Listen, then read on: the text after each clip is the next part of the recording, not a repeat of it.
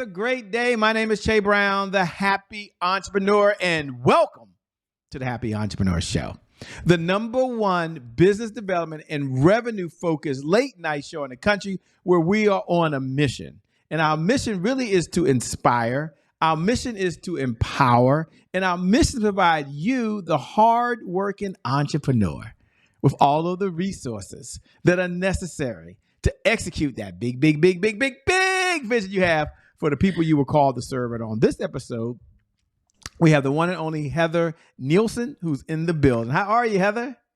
So good. Thank you so much for having me, Che. Good. Thank you so much for being here. By the way, folks can read your bio, and I'm sure they're going to go Google you and look you up and all that cool stuff. But the topic today is using events to grow your business or to build a business. I guess my first question as we get ready to get started is, why wouldn't anyone as an entrepreneur want to use an event to grow their business? What's holding them back from even implementing the idea of using events? I think people get held back because, I mean, they say that more people fear public speaking than death. So I think that might be one of the reasons people are just so worried about getting up in front of people. But honestly, the more you do it, the more comfortable you get with it, and the more people connect with you. And so, yeah, I just feel like you just got to jump in the deep end sometime and get started. Yeah. So when we say events, just so we can kind of frame the conversation, are these live events you're recommending that the entrepreneurs use to build their business? Are they virtual events that you're recommending? And I know this might sound obvious, and if it's both, Shay, it's an and or both question, okay? We need both. Then what's the biggest difference besides the obvious? Great question. Yeah, you know what? I think a variety is both. Usually if you're doing live events, it's typically within your geographical area. Of course, you can certainly travel, and some people plan events that are like destination events where you go on a cruise and you're doing a workshop or, seminar or whatever. But then it's also great to do online events because we now have a global reach. So I just say do both. There's a different energy, like in person. I think there's a different energy than online, but both are beneficial. Both will get you visibility and credibility and ultimately boost your profitability. Yeah. And as you were speaking, I'm curious for the person sitting out there that might be thinking, I can only do my thing live. Like I've got to touch it. Now, hopefully something called COVID changed that. But just in case it didn't for you, what do you say to the person that says, wow, if I get to work with someone like you, Heather, can we have some type of similar experience, although they're not there in person? Yeah, I think you can. I understand people's reservation because there are things that, like, if you're a massage therapist, how do you give someone a massage over Zoom, right? But depends on the business. There's also classes. Like I remember during COVID, it's funny that you brought it up. And I don't even remember where I saw it now, but it was a class that was teaching couples how you could give each other a massage. And unfortunately, I got busy being like the homeschool mom and we didn't complete the class. But I just say, think out of the box. What else can you do?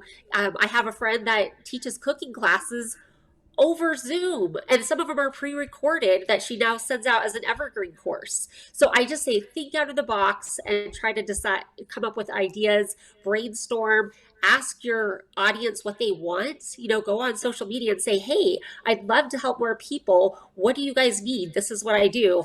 I bet you'll get answers and come up with a lot of brilliant ideas to expand your audience. Yeah, I know y'all heard she's a mom and stuff. We're going to get into who she is. Some of you are curious about that. But, if we can break it down just the ABCs, if someone's listening, and we're going to talk to the folks out there first that are in the service industry. You might be a speaker, maybe you're an author, maybe you're a coach, maybe you're someone in network marketing, or you're someone out there that really wants to be paid more for what you know that you can do, by the way. So at least frame the person we're talking to, if that's you. If it's not, hang in there. We got something for you too as well. We're going to talk about those folks that she talked about, want to do destinations and other stuff. But what is the 1, 2, or 3 benefits, would you say, of someone that's in that type of industry of doing an event, whether it's live or virtual? What's like 1, 2, or 3 of the biggest benefits you've seen that your clients have enjoyed? Yeah, great question. Well, okay, I'll kind of answer this in 2 ways. The first way is I tell people that are a little nervous about getting started with events, the first thing you need to do is just attend events. Just go to some events, both online and in person, and learn find out something that you're interested in and go take a class about it. So that would be step one. Then the next step is you still go to events, but this time you are learning, but you're also observing. You're finding out like, okay, how did they do registration? How did they do breaks? How did they arrange the flow of the day? Like whatever it is, you are like you're there and you're learning whatever the topic is, but you're also paying attention to how the event went down, because step three is then you are participating at someone else's event as a speaker. And then step four is doing your own events. So there's really a process. I doubt anyone could go from like never having even attended an event to hosting their own. But it's like, okay, if you have an idea that you want to do a retreat, well, you need to attend some retreats so you can learn what it's like as a participant, and you'll learn what you like and what you don't like. So that's one way. And then when you're saying like, what are the benefits? Well, I'll just throw out the first time that we did a summit, it was an online summit, and we got, I think it was like 532 people registered. So you guys, that is huge. Like that is just enormous to get that many leads in a short period of time.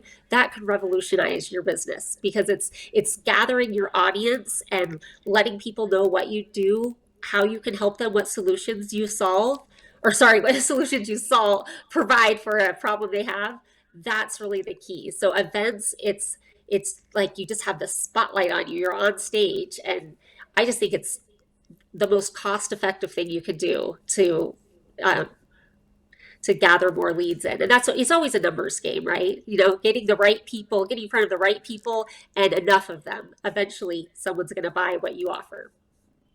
And before we get into her background, what you're going to do right now after this question, I promise you, she's going to tell us who is she? I know you're curious for those that have not read her bio, because some of you're working right now. We have a lot of dualpreneurs, by the way, who work full-time jobs and they're full-time entrepreneurs. Shout out to all my 9-to-5 millionaires out there. I know you're working on it. And then we have other folks, by the way, just to let you know, Heather, they've got responsibilities. They've got a husband, or they got a wife, they've got kids, and they got other things. So they're listening, might be cooking at the same time. So they don't know who you are, but we're going to get to them right now. But before we do that, my question to you, as you're sitting there now thinking, is for folks that want to use events to also build their team, what do you typically recommend to folks like that? They want to build their team, they want to build a leadership, they want to build a better group together. Do you still focus on those type of events as well? Do you help folks kind of plan those?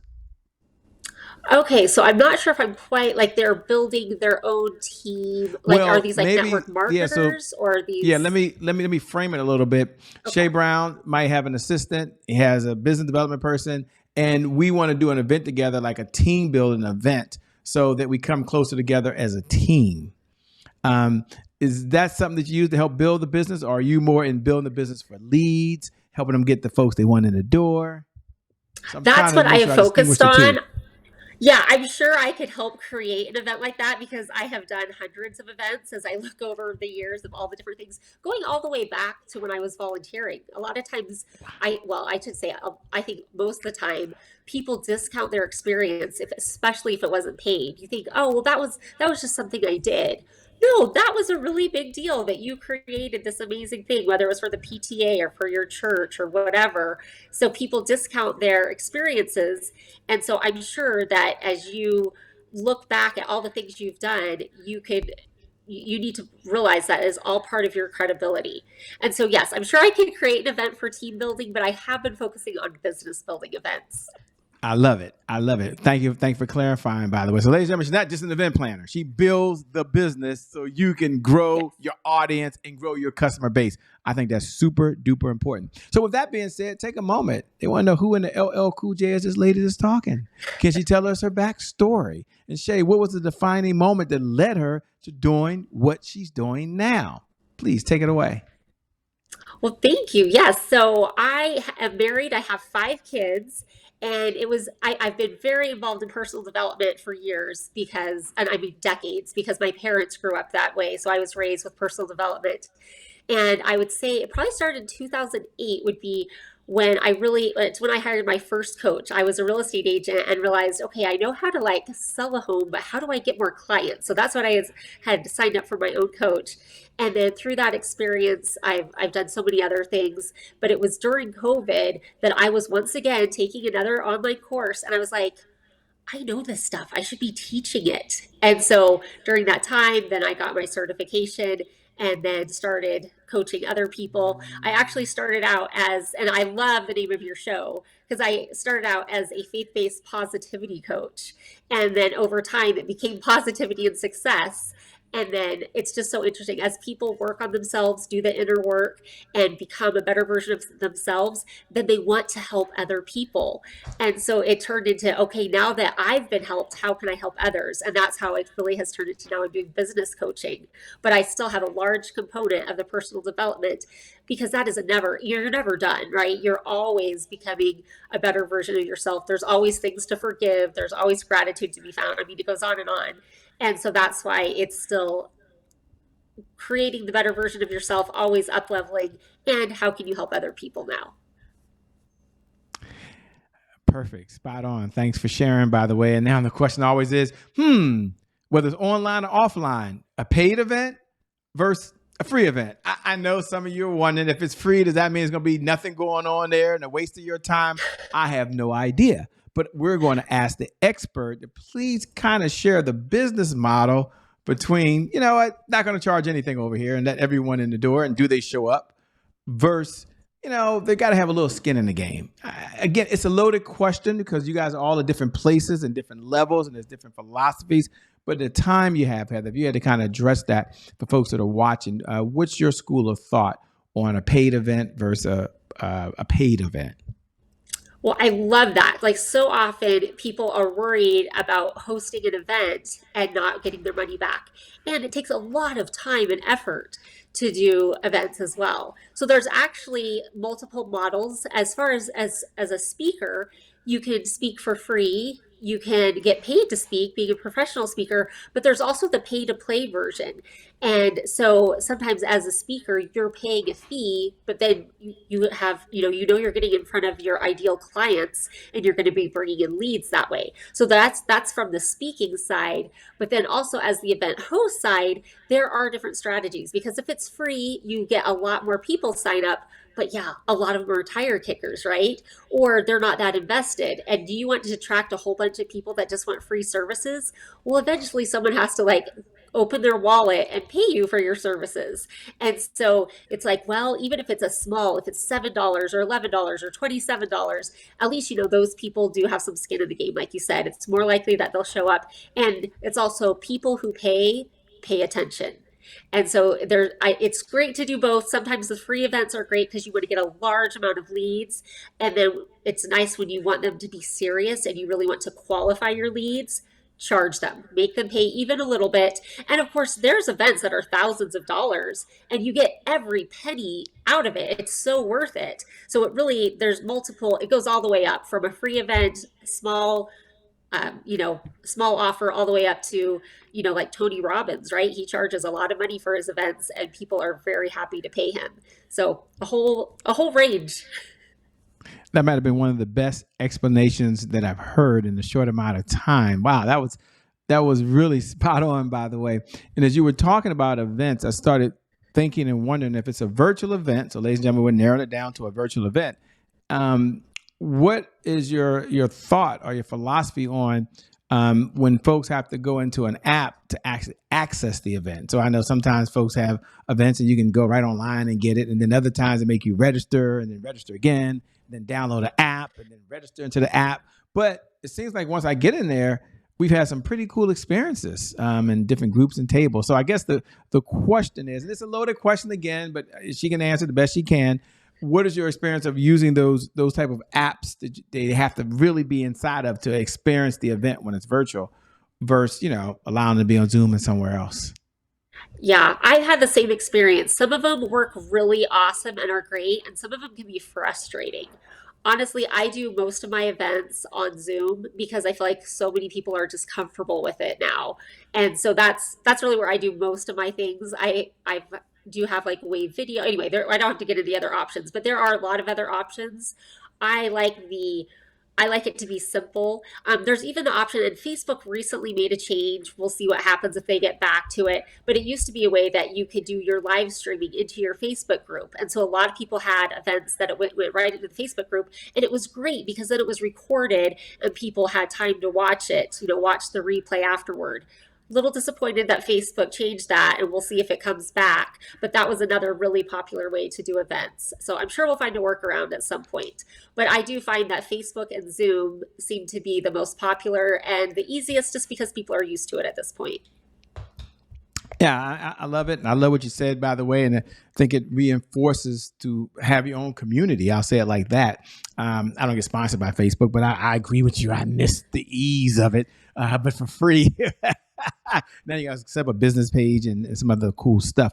But anyway, getting back to events, what do you enjoy most about doing events for other folks? Because you help them not only build the business, but you also help them understand the infrastructure that they need in place, whether it's a virtual event or a live event. What do you enjoy most about that? You know what? It's so interesting. The thing that I enjoy most is when you're collaborating with other speakers and presenters. And it's also the biggest headache. So I love meeting new people and collaborating and finding out what their specialty is. And they just bring like a new energy, a fresh aspect. Like I love collaborating with people.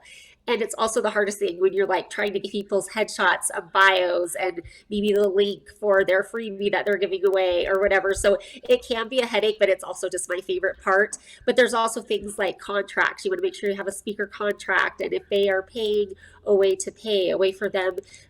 Usually you're creating swipe, copy, and graphics so that it's easy for them to share and promote the event. So it's a lot of work, but it's also so much fun. And I find it very rewarding because I just love people. Yeah, yeah. For those that know me, you know that Heather is probably the most important person to connect with because events do allow you to collaborate. And I like to say collaboration crushes competition. Collaboration crushes competition, one of our 12 rules for life. But more importantly, many of you need leads in your business. And it's one of the fastest way to do it is to collaborate. We have a segment here, Heather, called "Today is my January 1st." And for those folks that are tuned in and are watching, you know what we're about to say. Yes, you know what's going to happen. You can go ahead and say those magical words. Today is my January 1st. For those folks that are tuning in for the very first time, welcome to the Happy Entrepreneur Show. Today is my January 1st is our personal mantra.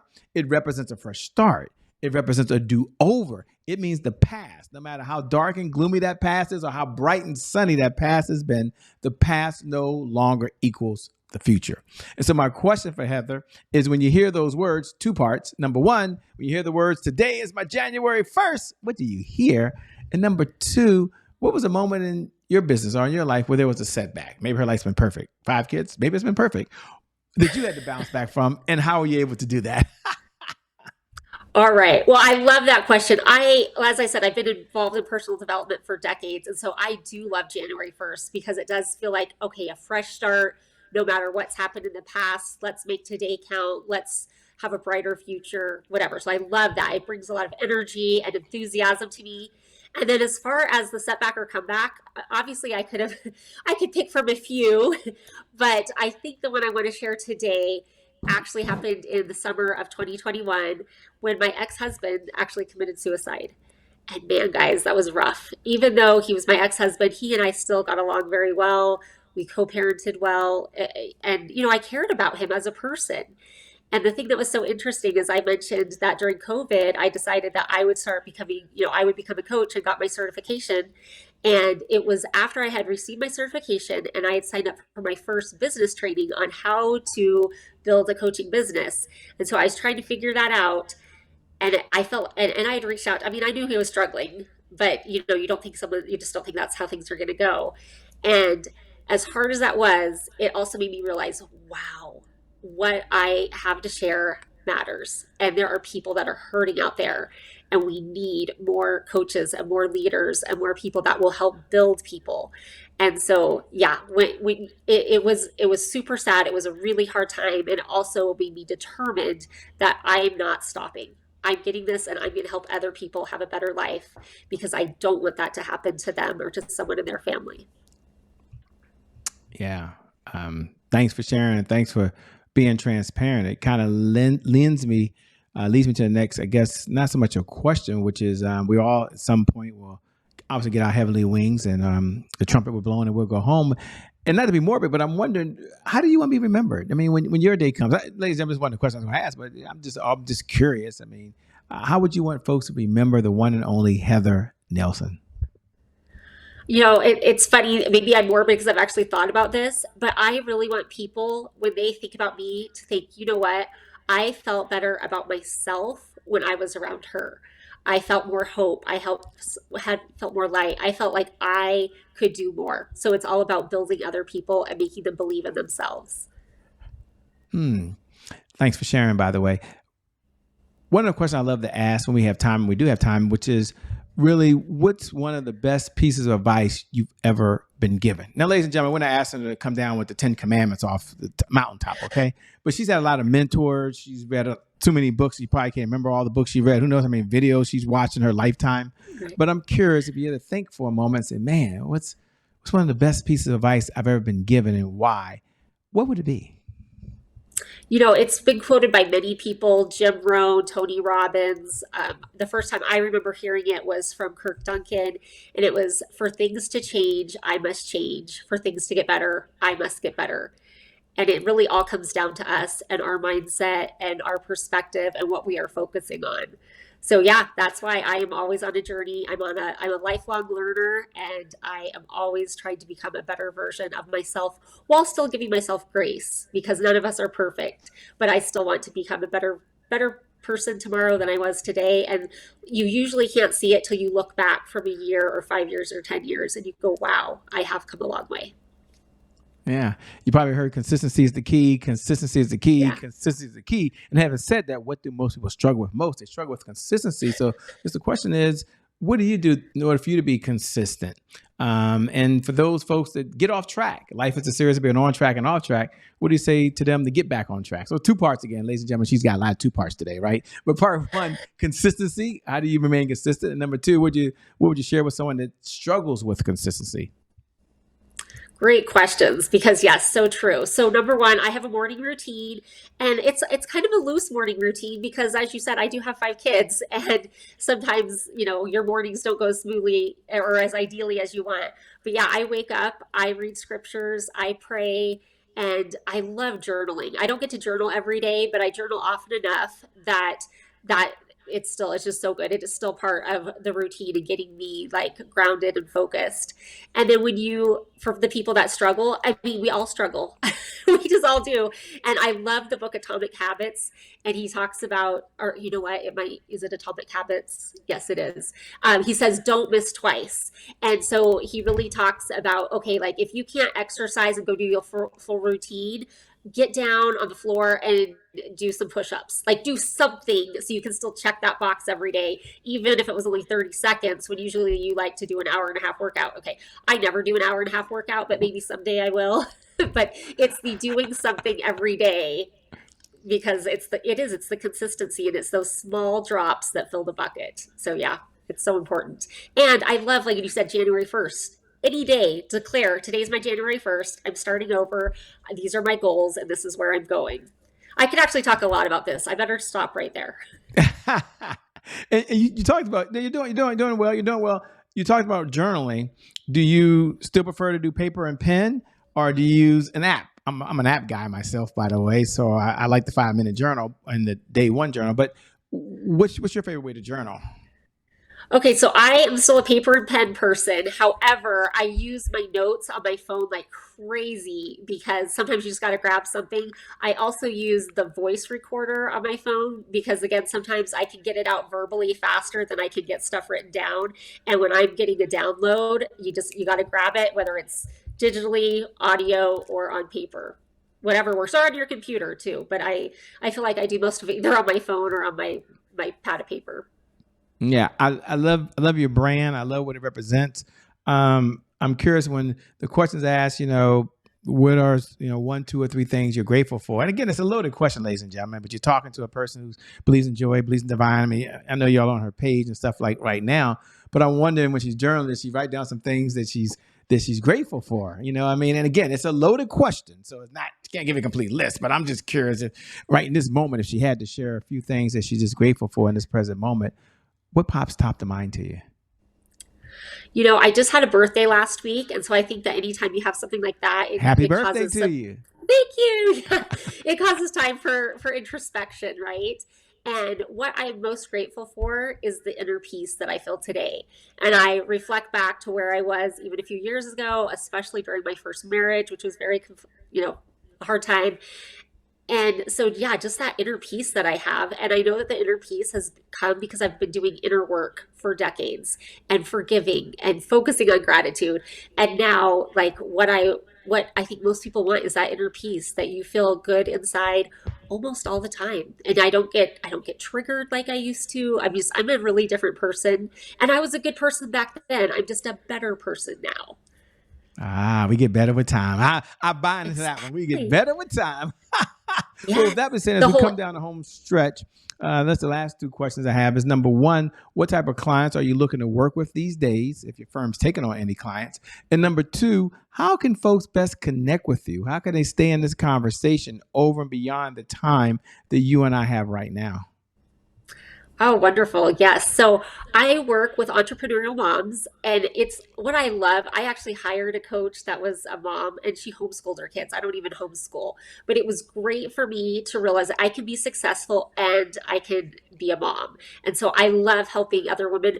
Although I say that, and right now I have two clients that are men, neither of them have kids. So, you cast a net and you get who you get, and I'm happy to work with anyone. But I feel like as far as people that can really relate and that we can really bounce ideas off of each other, entrepreneurial moms. And I'm finding that some moms, they don't even realize they're entrepreneurial. They just have ideas and they like, okay, how can I turn this idea into a business or even this hobby? Can I make it profitable? So I love helping moms do that. And then as far as connecting with me, I'm not sure, am I allowed to give them something to go Yes, share and give yes, them the yes, link? definitely. Awesome. Well, I didn't know where this was going to go, and so what I have prepared is um, a something that I've done about training your brain to look for the positive, because focusing on the positive is just so important. It's part of, and you actually can train your brain. People think, no, my thoughts are just doing their own thing. You can actually tell your brain what to focus on. And so I have a video that has a workbook that goes along with it. And so I'd love to share that with you guys. And I guess I'll drop the link. I give the link to you and then you guys share it. Is that how that works? Yes, yes. Matter of fact, why don't you tell them what the link is, then we'll drop it in the notes as well later. Okay. Okay. I should have made it a little shorter because usually I just let Oh, people okay, click on a link. okay, okay. So it's live.mydivinejoy.com, and then it's training dash brain dash positive dash che. So it's kind of long, guys. Maybe the better But way is to just we'll find make sure we me. drop it in the link for you so you can make it Okay. really easy. So I'll ask them to add it to the notes section. Thanks so much. We'll make sure you all Okay. get a free gift. Excellent. Yes. And I would just love to stay in touch with people. And of course, and that's just like a positivity thing. If you want help with business, reach out that way and then email me. That's probably the best way. And maybe that's easier. You could just do heather@mydivinejoy.com. That's a much shorter one. Say it one more time just so they can get it. Okay. It's heather@mydivinejoy.com.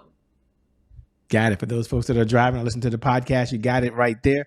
Thanks a lot, Heather, for being on the Happy Entrepreneur Show. I had a chance to connect with you through the one and only Amy Walker and do some amazing things with you. So thanks for all that you do. And I've seen you be part of events, and they're amazing. Yes. Absolutely. Thank you, Che. This has been really enjoyable and I appreciate and I just love what you're doing. I love your brand, The Happy Entrepreneur, because we don't want our businesses driving us. We want to drive our business. And really, there's so much. And I even love your focus on sales and service. Like I could go on and on with all the things that I like that what you are doing. It's so important. Thank you so much. We appreciate it. Thank you. And thank you for viewers. Thank you for watching. Thank you for being a part of this, by the way, because without you, well, there is no show. By the way, there is no show. So I never get tired of reminding you, we appreciate it when you show up. Yeah, it's cool when you hit the like button, but really hit the share button. Like pay this message forward to another entrepreneur, to another individual, so their life can be better, so they can impact others. That really goes a long way if you could do that. With that being said, I never get tired of reminding you that you're special, that you're amazing, that you're one successful entrepreneur. You're incredible. And today is your January 1st. And because of just that one reason, I believe your best is still yet to come. Your best is yet to come. Your best is yet to come. My name is Shay Brown. Hadn't changed. The Happy Entrepreneur. Make it a great day, everyone. We'll make some good things out. We connect again next time. Thanks a lot, Heather. God bless, and we'll see you soon, everybody. Peace. Bye-bye.